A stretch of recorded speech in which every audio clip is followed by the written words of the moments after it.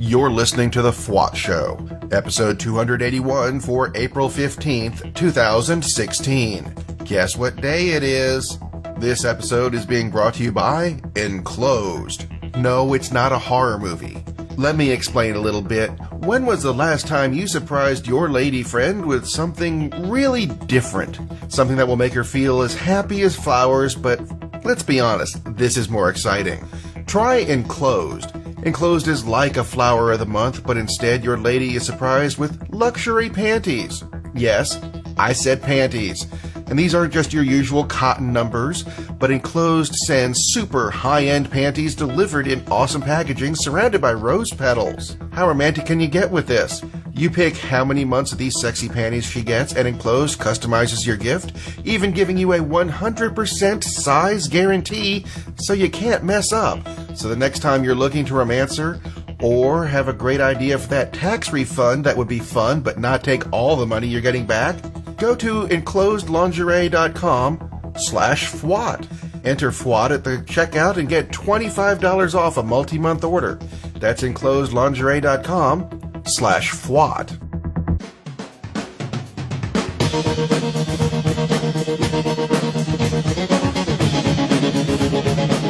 Are you ready for your 10-minute news burst? I'm your host, Rob Steele, and this is the FWOT Show. I'm sure you've already figured out what day it is. No, it's not Hump Day. That's a different ad altogether. It's Tax Day. So if you haven't paid your taxes yet, now might be a good time. You can do it online these days, in case you live under a rock and hadn't figured that out. It's fairly easy to do. If I did it, you can do it. Don't go to jail. It's not worth it. Meanwhile, there's news. Let's kick it off with something good. I consider this to be good news. Paul Ryan. Yes, I know, Paul Ryan doesn't normally go with good news, but Paul Ryan, the guy who looks a lot like Smeagol, has said, "Don't nominate me to be president. I don't want to do it." And the world heaves a collective sigh of relief. Because, my God, there's enough Republicans already, still. You remember when there were 17,000 running? Yes, we're down to, 7, 8,000 that still think they're running? I mean, yeah, we only hear about 3 or 4 of them, but come on, we don't need that many. But speaking of one of the guys who is running, and right now he's number 2. There's jokes I can make about that, but I'm not gonna. Everyone's favorite middle-aged mutant numbskull candidate, yes, Raphael Cruz. See, it's a Ninja Turtle joke. I think people aren't getting that.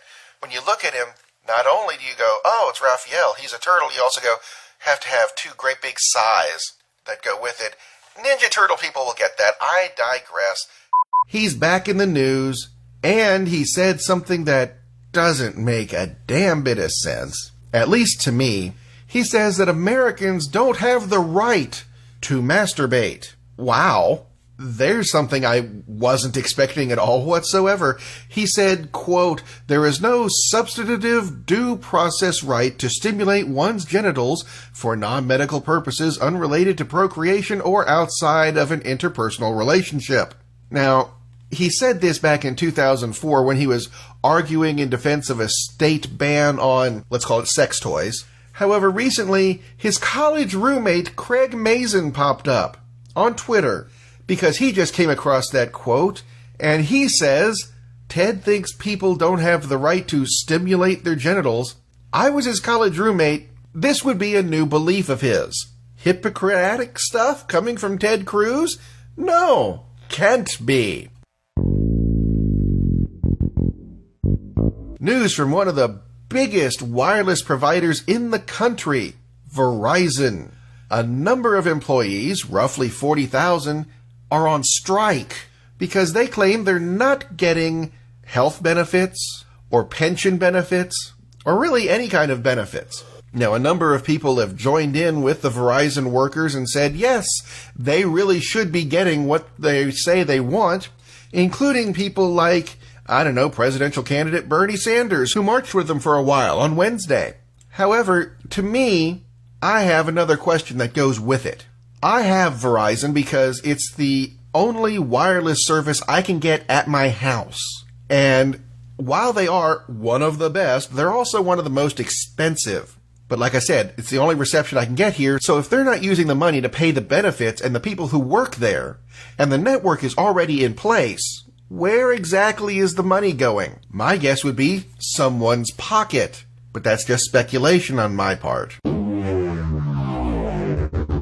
you remember the attack in Paris last year, where terrorists came in and shot, frankly, a lot of people? Recently, the mastermind behind that was finally captured, and the person who turned him in wants you to know one thing about her. It's not her name, and I understand her wanting to keep her name to herself because, well, retaliation. If they can go, hey, look, Joan Smith, she lives in Paris, let's go get her. I'm with you on that. I understand.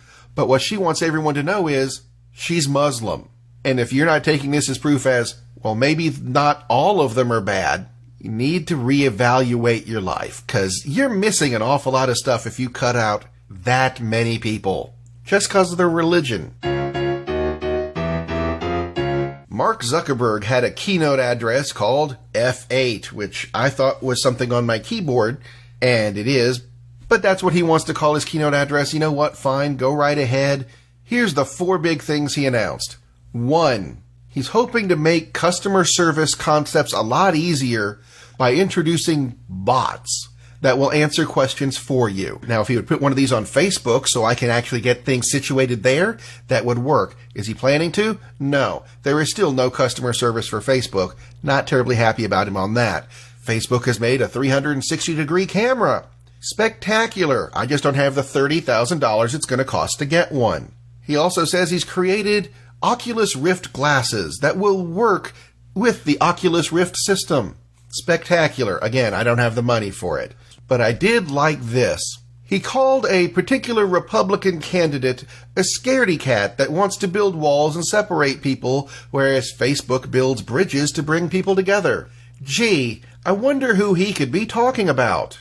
And while we're talking about technology, Apple has introduced a new program that goes into its iTunes store that when it receives new songs to be put in the store, it looks for those dirty words and censors them. Is this a good idea? You know what? They're going to do it anyway.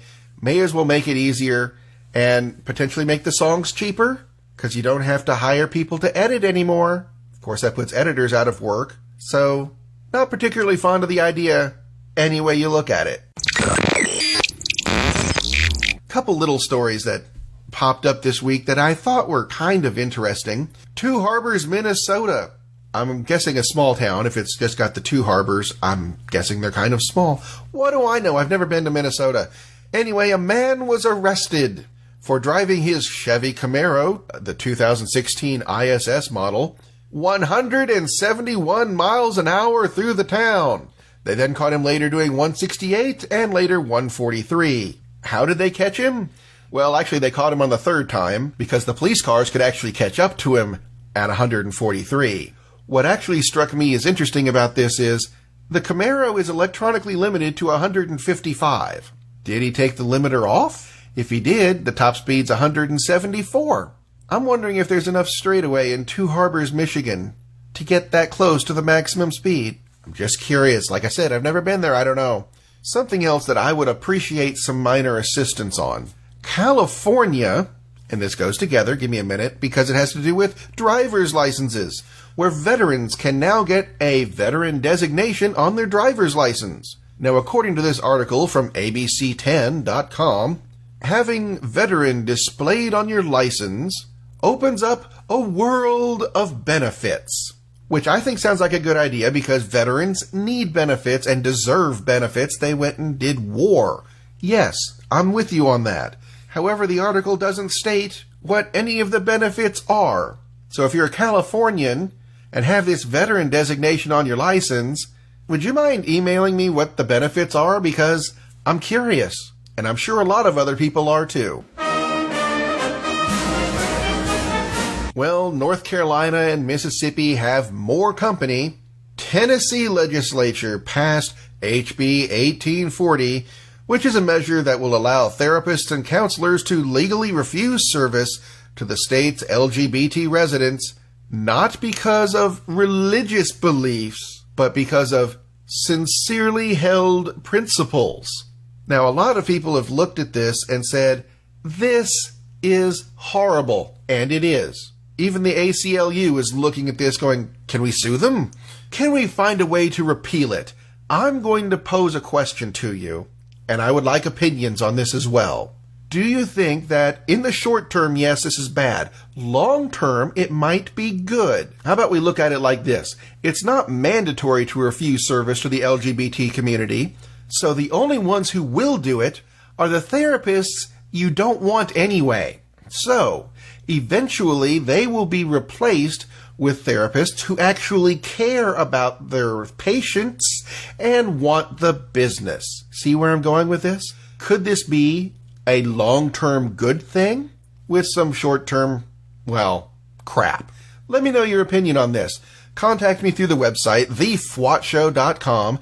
There's buttons for Twitter and Facebook and email all at the top, all labeled. It's in English. I think you can read it.